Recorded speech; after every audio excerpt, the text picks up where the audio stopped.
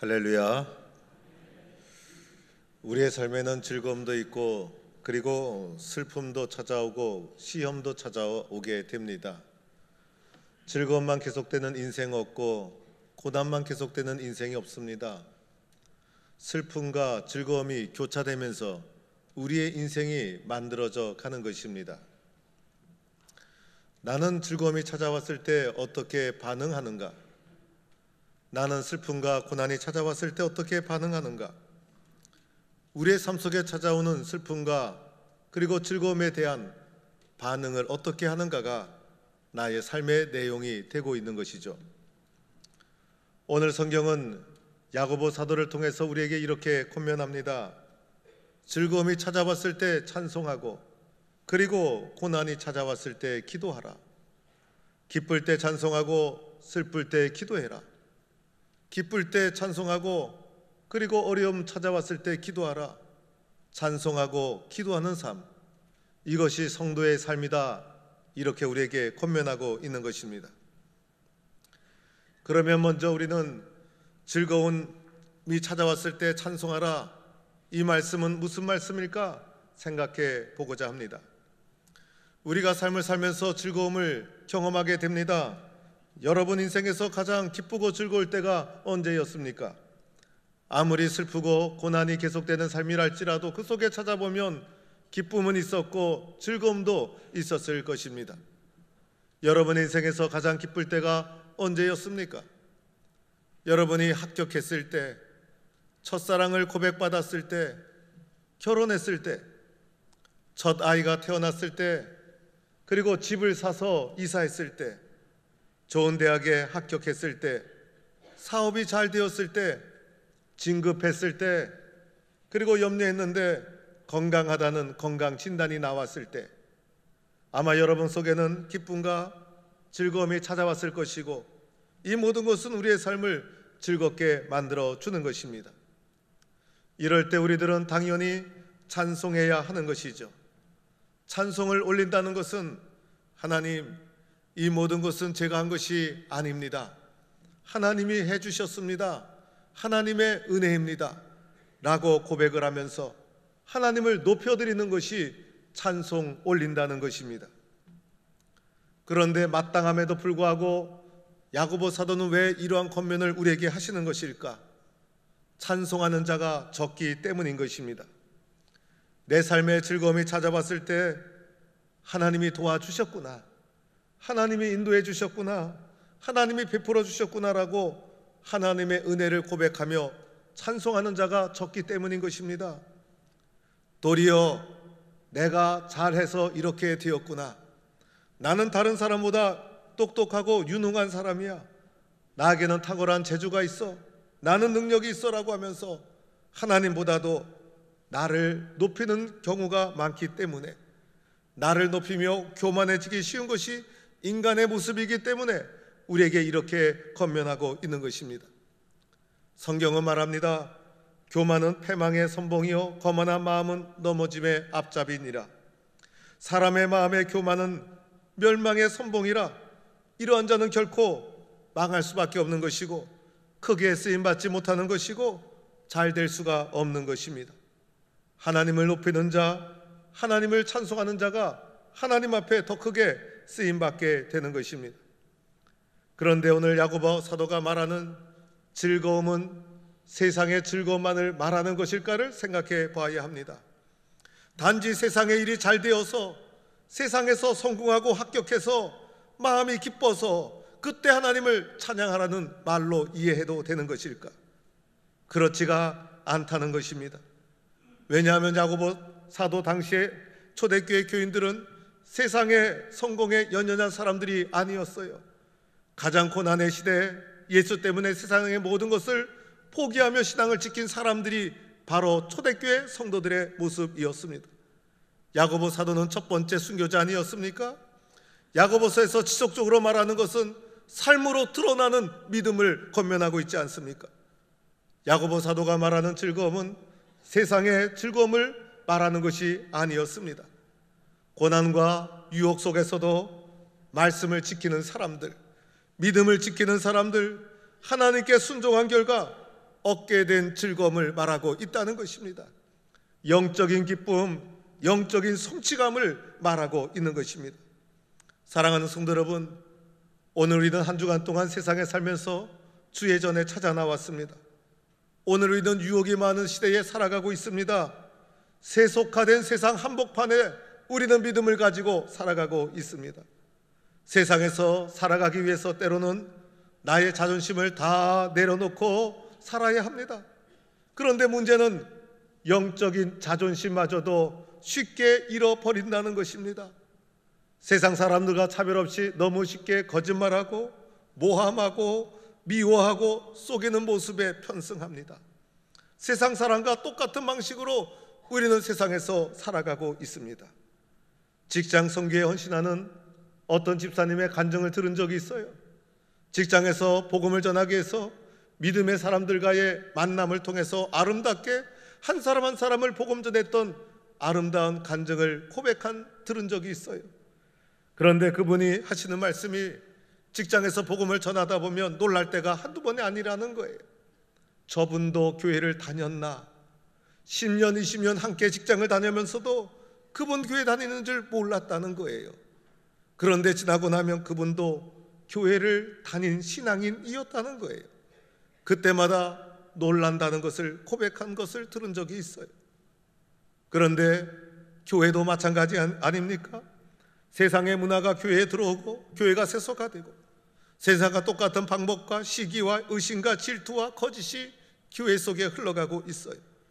교회를 섬기면서도 내 욕심대로 합니다. 거짓말을 자주 합니다. 교회를 섬기면서도 주님 말씀에 순종하지 못합니다. 세상의 유혹이 찾아왔을 때 나는 신앙의 양심을 지킬 수 있는가? 주님을 위해서 손해가 되더라도 말씀에 순종할 수 있는가? 바른 신앙을 지켜나가는 것 쉬운 일이 아니라는 것을 우리는 알게 됩니다. 사랑하는 성도 여러분, 오늘 야고보서가 우리에게 말하는 즐거움은 말씀에 순종해서 세상의 유혹과 어려움을 이겨나간 자가 누리는 즐거움을 말하고 있다는 것입니다. 끝까지 믿음과 말씀으로 충성해서 얻게 된 즐거움인 것이죠. 세상의 유혹이 와도 그 모든 것을 거부하고 말씀에 순종해서 얻게 된 기쁨을 말하고 있는 것입니다. 이 기쁨은 세상이 주는 기쁨과 비교할 수가 없는 것이죠. 하나님이 주시는 즐거움이요 기쁨인 것입니다. 이런 즐거움이 우리 속에 흘러오게 될 때 비로소 진정한 찬송이 주님 앞에 드려질 수가 있는 것입니다. 우리는 이러한 기쁨과 즐거움의 성도가 될 수 있기를 주의 이름으로 축원합니다. 오늘 말씀 속에서 또한 고난당하는 자가 있느냐 그는 기도할 것이라고 말하고 있지 않습니까? 고난당하는 자가 있느냐 그는 기도하라는 것이에요. 낙심하지 말고 원망하지 말고 절망하지 말고 고난당할 때 기도하라는 것이에요. 야고보서에서 고난의 원인이 무엇이라고 말합니까? 고난의 원인은 나의 욕심 때문에 고난이 찾아오게 된다는 거예요. 그래서 고난이 나의 삶 속에 찾아왔을 때 나를 돌아보며 하나님 앞에서 나를 성찰하고 회개하고 기도하는 자가 되어라. 그러면 그 고난을 이겨나갈 수가 있다는 거예요. 야고보 사도는 고난에 대해서 많은 관심을 가졌어요. 그래서 1장부터 시험을 참는 자가 복이 있다라고 하면서 어떻게 해야 시험을 참아낼 수 있는가? 고난의 문제, 시험의 문제를 적극적으로 다루고 있습니다. 야고보 사도의 관심은 교회와 성도들이었어요. 교회와 성도들이 야고보 사도의 관심이었어요. 당시의 핍박의 시대, 고난의 시대였어요. 핍박과 고난을 교회와 성도들이 겪고 있었어요. 교회를 교회답게 지키는 것, 성도를 성도답게 지키는 것, 교회를 거룩하게, 성도를 거룩하게 지켜나가는 것, 이것이 야고보 사도에게 주어진 사명이었어요. 그래서 야고보 사도는 교회와 성도들에게 권면하고 있는 거예요. 야고보 사도가 더 걱정하는 것은 외부로부터 주어지는 핍박이 아니었어요. 핍박과 고난 앞에서 그 교회를 이끄는 성도들 내부의 모습이었어요. 교회와 성도들이 말씀으로 충만하고 성령으로 충만하고 분명한 확신과 믿음으로 하나 되어 있다면 어떠한 핍박과 시련이 찾아와도 이길 수가 있을 터인데 그 당시 교회는 사랑으로 충만하지 못하고 하나 되지 못했다는 것입니다. 2장에 가보면 그 당시 교회가 겪었던 모습이 드러나고 있어요. 교회 안에서 사람이 세상의 잣대로 차별을 하고 있었어. 있는 자가 없는 자를 차별하고 배운 자가 못 배운 자를 차별하고, 이것은 교회의 하나됨을 깨트리는 위험한 행동이었다는 것입니다. 3장에 가보면 교회에 찾아온 시험이 있었죠. 바로 말 때문에, 바로 입술 때문에 교회에 얼마나 많은 시험이 들어왔는지, 이것 때문에 갈등이 야기되고 시기와 다툼, 질투, 심지어는 저주하는 일까지 일어나게 됩니다. 4장에 가보니 싸움과 다툼이 있었어요. 서로가 비방하고 허탄한 자랑, 이것은 세상의 것을 교회에 와서 자랑하는 거예요. 이 허탄한 자랑으로 교회가 결속력이 약해지고 하나 되지 못했다는 것입니다. 이것은 교회를 무너뜨리는 행위였어요. 교회를 세속화시키는 행위였어요. 이러한 모습으로 세상의 핍박을 이겨나갈 수 없다는 거예요. 교회가 교회답고 성도가 성도다울 때 세상을 이길 수 있는 것 아니겠습니까? 교회가 세상을 닮아가는데 무슨 능력이 그 속에 있을 수 있겠습니까? 야고보 사도는 이것이 바로 교회가 겪는 고난이라는 거예요. 교회 하나됨을 무너뜨리고 교회를 무기력하게 만드는 교회에 찾아온 고난, 이것이 교회를 위험으로 몰아가고 있다는 것입니다. 어떻게 이겨나갈 수 있겠습니까? 고난이 찾아왔을 때 기도하라는 거예요. 기도해야 이길 수 있는 것이고, 기도로 이겨나가야 하는 것이고, 기도에는 길이 없는 것이고, 기도하면 이길 수 있다. 이것이 교회를 교회답게 하는 길이고 성도를 성도답게 하는 길이다 말씀하고 있는 것입니다. 더하여 교회 안에 큰 문제가 있었죠. 병든 자의 문제. 여러분이 병든 것은 치명적인 일이었어요. 당시에 전염병이 돌고 전쟁이 일어나면 치명적인 상처를 받게 됩니다. 다치기도 하고 병들기도 하고, 당시의 육신의 병은 세상의 능력, 의학, 과학, 기술로 치료할 수 없는 치명적인 인간의 능력으로 불가능한 영역이었어요. 교회는 기도하지 않을 수가 없었죠. 사람의 능력으로 할 수 없기 때문에, 그래서 교회 장로들을 청하여 그들을 주의 이름으로 기름을 바르며 기도하라. 교회의 중요한 기능이 아픈 자를 위해서 기도하는 것, 아픈 자를 위해서 기도하는 것, 이것이 교회의 중요한 기능이었다는 거예요. 쉬운 일이 아니죠. 쉬운 일이 아니었어요. 그래서 야고보 사도가 말씀하시기를 믿음의 기도를 드려야 한다. 믿음의 기도가 병든 자를 구원하리니 주께서 저를 일으키시리라. 오늘 말씀에서 믿음의 기도, 이 믿음의 기도는 도대체 어떤 기도인가? 믿음의 기도는 너희 죄를 서로 고백하며 병이 낫기를 서로 기도하라. 의인의 간구는 역사하는 힘이 많다. 이 믿음의 기도가 사람을 살리고, 이 믿음의 기도가 교회를 살리고, 믿음의 기도가 고난을 이겨나갈 수 있게 하는 것입니다. 믿음의 기도, 회개하는 역사가 일어난다는 거예요. 하나님이 살아계심을 믿고 기도하는데, 하나님 앞에 엎드려 기도하는데, 살아계신 하나님 앞에서 나를 돌아보게 되고 지은 죄를 회개하고 회개의 눈물과 회개의 고백이 있는 기도가 능력 있는 기도가 되는 것입니다. 믿음의 기도는 병이 낫기를 위하여 기도하는 것이죠. 병이 낫지 않게 기도하는 거 아니라는 거예요. 불가능한 영역이지만은 하나님 병이 낫게 해주세요. 하나님이 도와주시면 나을 줄로 믿습니다. 그래서 하나님의 도와주심을 긍정적으로 기대하며 믿음으로 기도하는 것이 믿음의 기도. 믿음의 기도는 서로 기도하는 것이죠. 믿음의 기도는 나 혼자 기도하는 것이 아니에요. 나 혼자 기도하다 보면 약해지고 쓰러질 수 있어요. 서로가 기도하는 거예요. 저 사람의 문제를 내 문제로 끌어안고, 내 문제를 자신의 문제로 끌어안고 눈물로 기도해 주는 성도가 있는 거예요. 이 기도는 기도의 상승 효과를 일으켜주는 거예요. 그래서 공동체를 하나 되게 만들어주는 것이죠. 이 기도 속에 눈물이 있고 사랑이 있고, 이 서로 기도하는 모습이 믿음의 기도라는 거예요. 의인의 간구라고 했죠. 여러분, 이 가운데 의인이 있습니까? 우리 모든 죄인이에요. 그러나 주님이 말하는 의인은 무슨 의인입니까? 하나님 앞에 자신의 죄를 회개하고 서로 눈물로 기도하는, 다른 사람의 문제를 내 문제로 끌어안고 눈물로 기도하는 사람이야말로 의인으로 주님은 말씀하고 있는 거예요. 하나님 보시기에 이 사람이 의인이고 이러한 기도를 하나님이 들어주시고 이런 기도에 응답해 주시는 것입니다. 이런 기도가 능력이 있는 것입니다. 기도하는 교회가 희망이 있는 것이고 믿음의 기도가 역사가 일어나는 것이고 초대교회는 기도하는 교회였기 때문에 부흥할 수밖에 없었고 한국교회 기도하는 교회였기 때문에 한국교회의 짧은 선교 역사에 놀라운 부흥이 있었던 것입니다. 기도 없이 부흥되지 않습니다. 기도하는 교회가 부흥하는 것이고 기도하는 성도가 문제를 넘어서는 것이고 기도가 드려질 때 인생이 변화되는 것이고 교회가 부흥하는 역사가 일어나는 것입니다. 기도할 때 세상의 유혹도 이겨나가는 것이에요.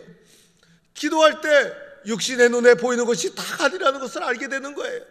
무엇을 참아야 되는지, 무엇을 포기해야 되는지, 무엇을 붙잡아야 되는지 기도하는 자만이 알 수가 있다는 것입니다.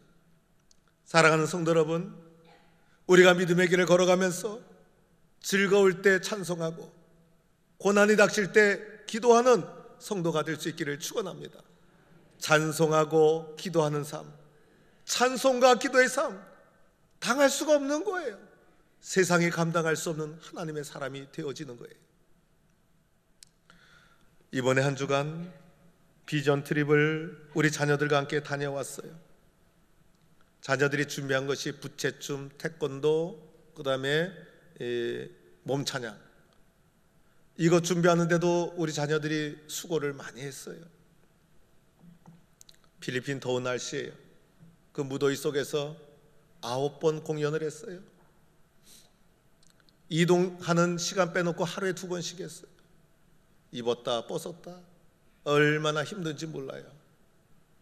옆에 지켜보던 저희 집사람은요, 애들 그만 시키라고, 불쌍하다고, 고생한다고 그 말 들을 때마다 저는 막 고민이 돼요. 그러나 2번 올 것도 아닌데 애들아 미안하다 해라 이러고선 또 하도록 하고.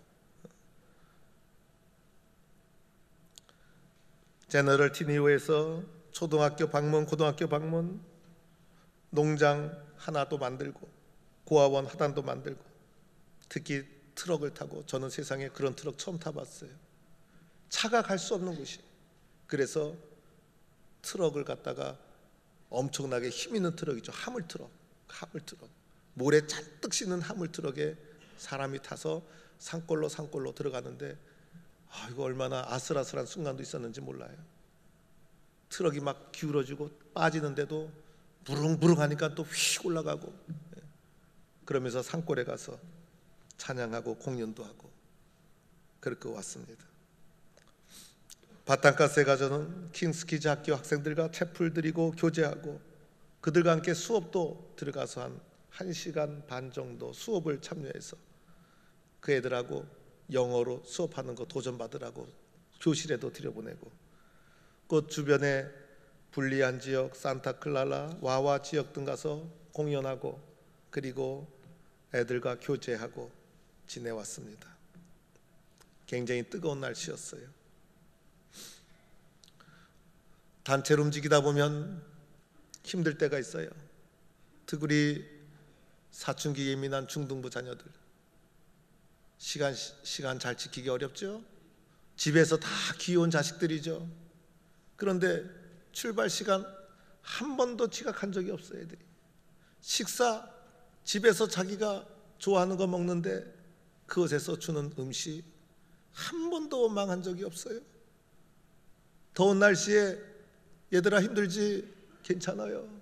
태권도 하고 나서 다칠까봐 제가 마음이 조마조마해서 머리를 만져주면서 안 아프니? 안 아파요. 다리 안 다쳤니? 괜찮아요. 얼마나 의젓한지 몰라요. 투정하는 자 없었어요. 힘들어도 잘 감당했어요. 애들이 왜 힘들지 않았겠어요? 그러나 애들이 내가 여기에 왜 왔는지 알고 있었어요. 내가 여기에 왜 왔는지 알고 있었어요. 나는 단기 선교사로 여기 왔다. 그래서 순종했어요. 그러다 보니 주님이 주시는 기쁨이, 세상에서 맛볼 수 없는 은혜가 그들 가운데 넘치게 되는 거예요.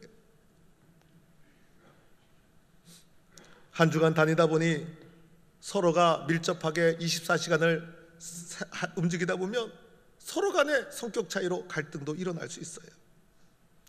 그리고 섭섭한 마음 들어올 수도 있죠. 자유롭게 다니고 싶은 마음도 찾아오죠. 공동체 안에 의외로 여러 가지 문제와 사건이 일어날 수 있어요. 실제로 숙소에 갔다가 방배정 문제로 조그만 다툼이 일어난 적도 있었어요. 그런데 그때마다 기도했어요. 하나님, 우리가 이곳에 찾아온 본질을 잊지 않게 해주세요. 서로가 사랑하게 해주세요. 시험에 들 수도 있는 것이었지만 기도하면 그것이 은혜의 계기가 되는 거예요. 기도하면 되는 거예요. 우리 모든 자녀들이 찬송과 기도 속에 은혜로운 시간을 잘 보내고 왔습니다. 저는 우리 자녀들에게 잊을 수 없는 은혜의 흔적들이 마음 심령에 다 심겨진 줄로 믿고 모든 영광을 하나님께 올려드립니다. 그런데 가만히 생각해 보면 내가 바로 하나님께서 세상에 파송한 단기 선교사가 아닌가? 나는 그냥 세상에 어영어영 사는 것이 아니라 하나님께서 내가 세상에 꼭 필요해서 이 땅에 보내주신 하나님의 단기 선교사가 내가 아닐까? 그런데 내가 이 땅에 왜 왔는지 무엇을 해야 되는지 잊어버리고 세상의 즐거움에 심취되어 살아간다면 어떻게 될까? 하나님, 내가 이곳에 왜 왔습니까? 주님, 내가 이곳에 사는 이유가 무엇입니까?